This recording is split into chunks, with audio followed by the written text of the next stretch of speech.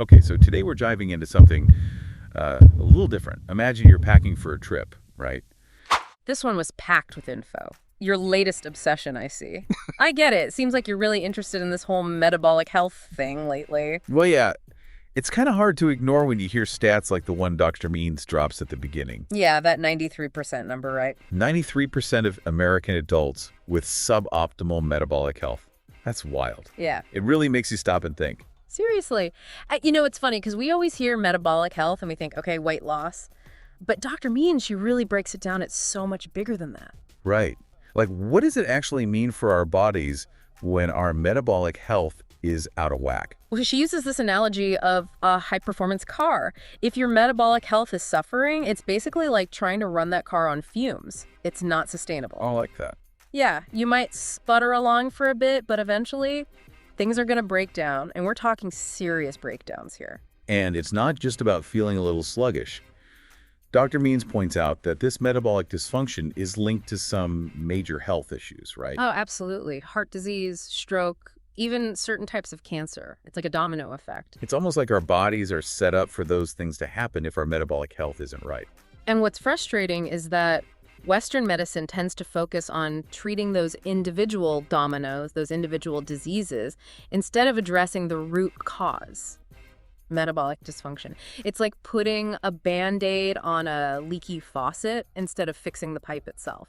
So how do we even begin to understand what's going wrong at that root level? Well, Dr. Means talks about this trifecta of bad energy that contributes to this dysfunction. Ooh, I love when they break it down like that, the trifecta of bad energy. What's the first culprit? First up is chronic inflammation.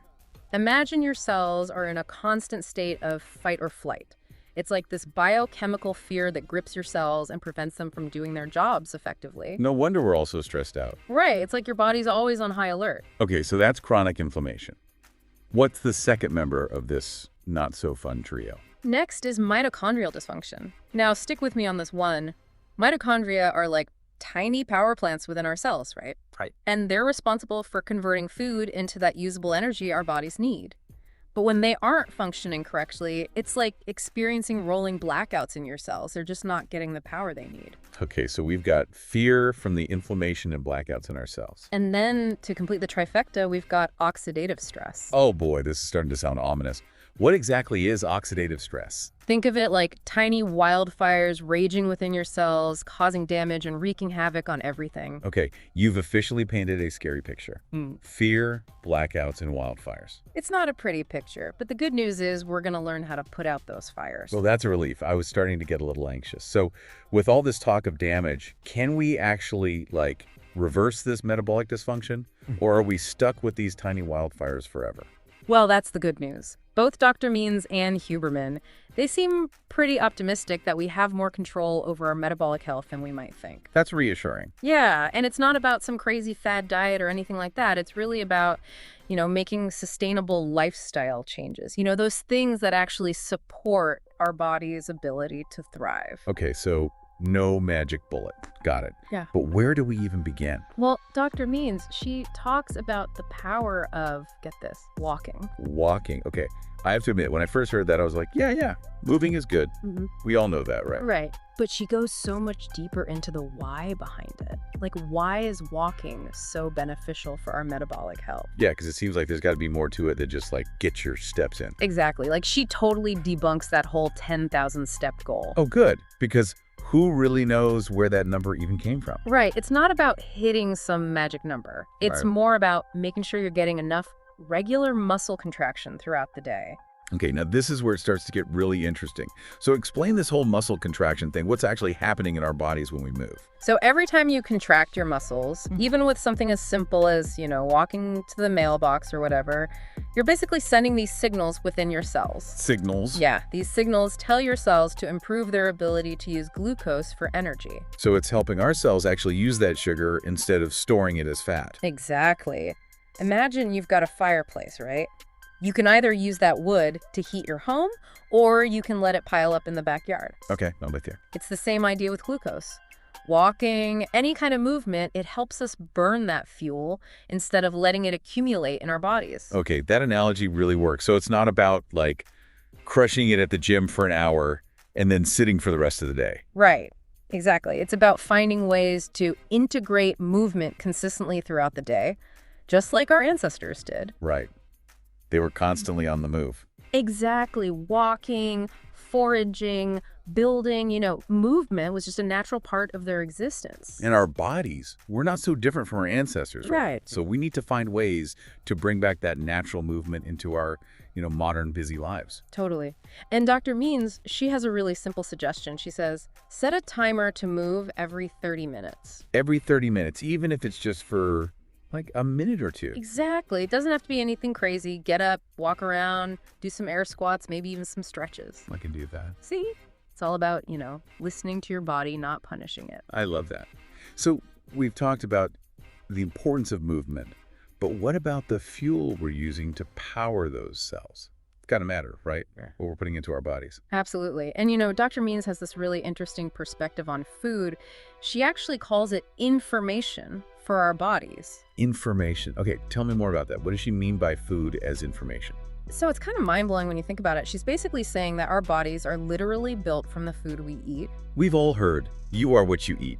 Right, but she takes it a step further. She's talking about it on a cellular level. Like, the information contained in our food is literally shaping our cells, our tissues, our organs. Wow. Okay, that makes a lot of sense, though. It's like we're constantly rebuilding and renewing ourselves based on the materials we take in through food. Exactly. And this is where things get a little tricky in our modern world, right? Because we're surrounded by all these ultra-processed foods. Yeah, they're everywhere.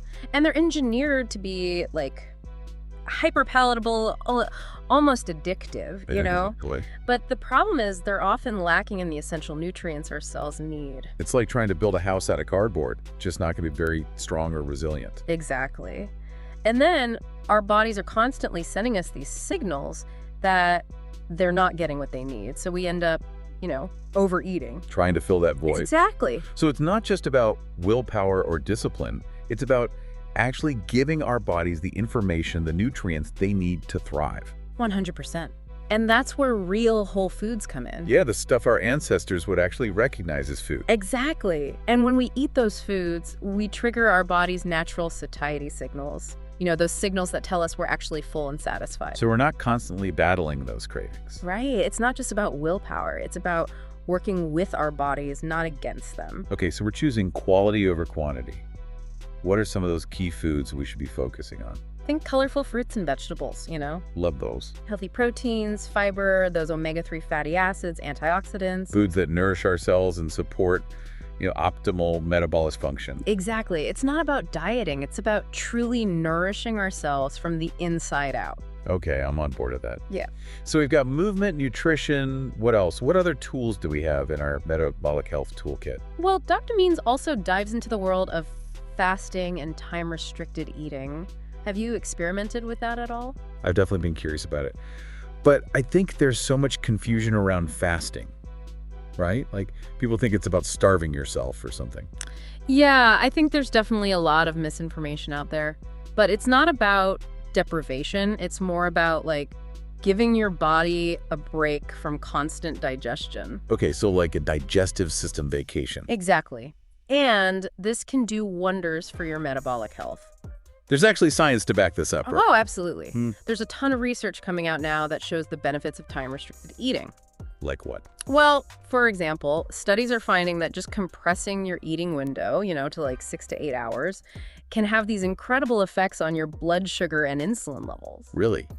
Even if you're eating the same number of calories as someone who's spreading their meals out throughout the day. That seems to be the case. And the reason this is so powerful is because it promotes something called metabolic flexibility. Metabolic flexibility. Okay, break that down for me. What does that even mean? So basically, it's your body's ability to switch between using glucose for energy, which is what it does when you're constantly eating, and using stored fat for energy. So it's like teaching your body to become a more efficient energy-burning machine. Exactly. You're giving your body a chance to tap into those fat reserves, which is a good thing. I like the sound of that. So how do we put this into practice? Well, it's not about being super rigid with it, you don't have to follow some strict fasting protocol. It's really about finding what works best for you and your body. Maybe you start by pushing back your breakfast a little bit. Or having an earlier dinner. Exactly. Just experiment and see how your body responds. I love that. It's about finding a sustainable rhythm that feels good and supports our overall well-being. This is great. Yeah. Okay, so we've covered movement, nutrition, even the timing of our meals. Anything else? What other aspects of metabolic health did Dr. Means and Huberman discuss? Oh, there's one more tool. Dr. Means talks about continuous glucose monitors, those CGMs everyone's wearing these days. Oh yeah, those things. I've been seeing them everywhere too. It's like everyone's suddenly become a blood sugar tracking enthusiast. Right. But honestly, they can be super insightful for understanding how our bodies respond to, well, pretty much everything. Food, exercise, stress. Okay, but before we get into all that, for those of us who haven't jumped on the CGM train yet, could you break down how they actually work? So basically you wear this tiny sensor, usually on your arm or belly. I've seen those. They're surprisingly discreet. Yeah, you barely even notice it after a while. Anyway, the sensor measures your blood sugar levels, constantly, and then it sends all that data to your phone or another device so you can see like a real-time graph of your blood sugar fluctuations. It's like having a window into your metabolic processes. That's pretty cool. It is really cool and helpful. It can reveal things, like your glycemic variability. Glycemic? Say that again? What is glycemic variability? So it's basically how much your blood sugar spikes and dips throughout the day. And if you have really high variability, that can be a sign of insulin resistance, which can increase your risk for other health problems down the line. So it's not just about avoiding that sugar crash after like a big bowl of pasta. It's about maintaining stable blood sugar levels all day long. Exactly. And CGMs, they can also tell you about things like the dawn phenomenon. The what now? Dawn phenomenon. Sounds kind of mystical. Right. It sounds kind of intense, but it's actually totally normal. It's this natural rise in blood sugar that happens in the morning to get you going for the day. Okay, so it's like our body's natural alarm clock. Exactly. But a dramatic spike, that could indicate some underlying metabolic issues that you might want to get checked out. Okay, so it's like having this personalized early warning system. Pretty amazing what technology can do these days. I know, it's pretty wild, and it can be really empowering to have that kind of insight into your own body. And it's not just about these big picture things either. CGMs can even help you pinpoint your own personal food sensitivities. Oh, really? How does that work? Well, you might notice that every time you eat a certain food, your blood sugar spikes way more than it does when you eat other foods. So then you can be like, maybe that food isn't the best choice for me, So instead of just following some generic dietary advice, you can use this data to figure out what works best for your unique body. Exactly. And it goes beyond just food, too. CGMs can show you how your body responds to exercise, stress, even how well you're sleeping. It's pretty remarkable. It really highlights how interconnected everything is, like our mental state, our activity levels, what we're putting into our bodies. It all plays a role. It really does. And speaking of that mind-body connection, Dr. Means, she brings up a really important point. She says true metabolic health, it goes beyond just these numbers on a screen, Okay, I love that she brings that up because it's so easy to get caught up in all the tracking and the optimizing.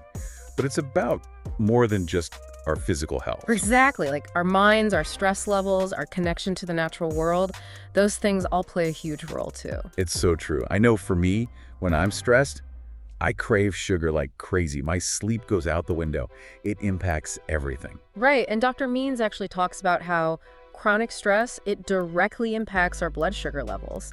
It's like our cells, they get stuck in that fight or flight mode we were talking about before. They're too busy dealing with these perceived threats to focus on those essential metabolic processes. So our bodies are basically in overdrive, burning through energy, throwing everything off balance. Okay, so how do we counteract that constant stress? Well, Dr. Means, she suggests something surprisingly simple. Nature. Even just a few minutes a day. Being outside. It can have a huge impact on our stress levels. It's like hitting the reset button on our nervous system. Cool. And it doesn't have to be like a big elaborate hike in the wilderness or anything. Sometimes it's as simple as taking my shoes off and feeling the grass beneath my feet for a few minutes. Or just noticing the way the light filters through the leaves on the trees. Those little things, they make all the difference. It's about those small moments of connection. Maybe you eat your lunch outside today. Or you take a walk in a nearby park on your lunch break. Just find little ways to incorporate nature into your day. Exactly. And as we're talking about all of this, it really makes you think, what if the key to a longer, healthier life, what if it's not about some complicated regimen or anything? What if it's really about returning to the basics? like moving our bodies regularly, eating real food, spending time in nature. Exactly. Those things that humans have been doing for centuries. It's a powerful thought. Well, I don't know about you, but I am feeling incredibly inspired to prioritize my metabolic health after this deep dive. Thanks for unpacking this interview with me. Of course. Always happy to geek out on this stuff. And hey, maybe we should take a walk soon and put some of these tips into practice. I love that idea. A walk and maybe a picnic with some real whole foods Sounds like a plan. to our metabolic health. Here's to that. And to all of you listening, thanks for joining us for this deep dive into metabolic health. Remember, knowledge is power, but only when we put it into action.